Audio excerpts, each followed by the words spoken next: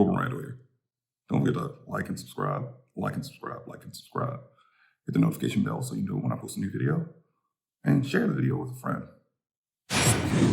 So a few asked for it, and we all got it. What?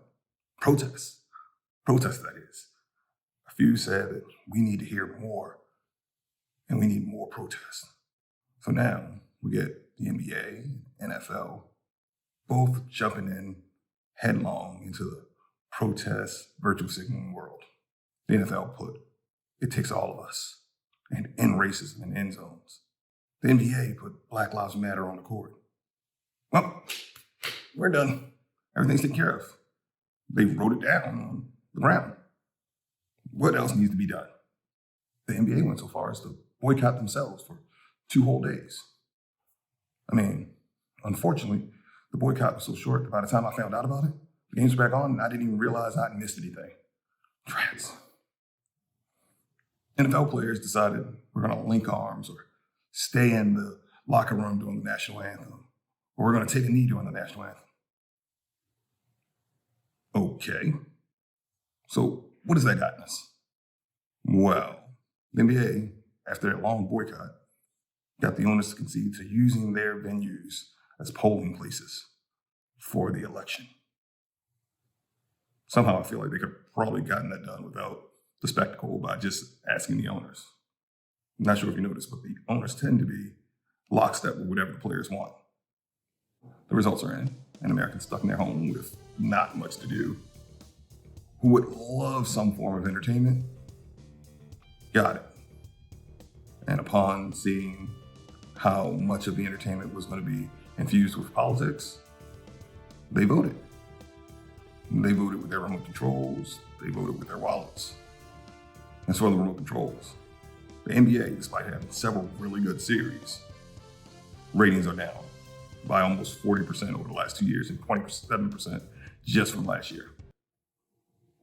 Apparently, people don't want to be preached to by multimillionaires. The NFL, opening weekend. NFL is the top-rated sports event of every year. The Super Bowl, playoffs, even the week-to-week games are generally in the top 10 for most viewership. Well, how did that work out? Good news is, the NFL had one game that actually surpassed the ratings of last year. The Bucs Saints, 2 Hall of Fame quarterbacks dueling it out. As far as the rest of the games, the entire spate of the NFL games for opening weekend, down 12 to 15%, depending on which station you watch, whether it was CBS or ABC or NBC. 12 to 15%. That's people voting with their remotes. Not only that, they actually found a way to vote with their wallets as well. 2 of the top selling jerseys, Alejandro Villanueva for the Steelers, and Nick Bosa. One is a Trump supporter, and the other is an Army Ranger. You know what that's telling you? The people that are watching the games, the people that want to watch the games, they probably like America. And you constantly sitting there and coming out and explaining to us how bad America is not getting your point across. The messaging has been lost. So it's probably a good time to reframe how you're going to get the message across. However, the athletes and their corporate overlords probably won't get the message. Yes, we all agree the lives of Black Americans matter. Yes, we all agree that we would like to see an end to racism. Yes, we all agree that we would like to see a more perfect union. However, among the things I've learned in life is there's a time and place for everything.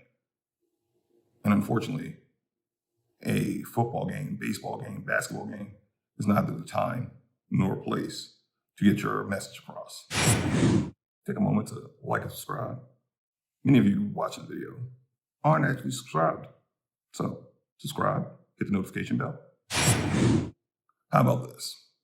Instead of you jumping in front of cameras and giving us all the platitudes that you were told probably in the last couple of years that's supposed to make us suddenly side with you, you take a different approach. a novel approach, one may say.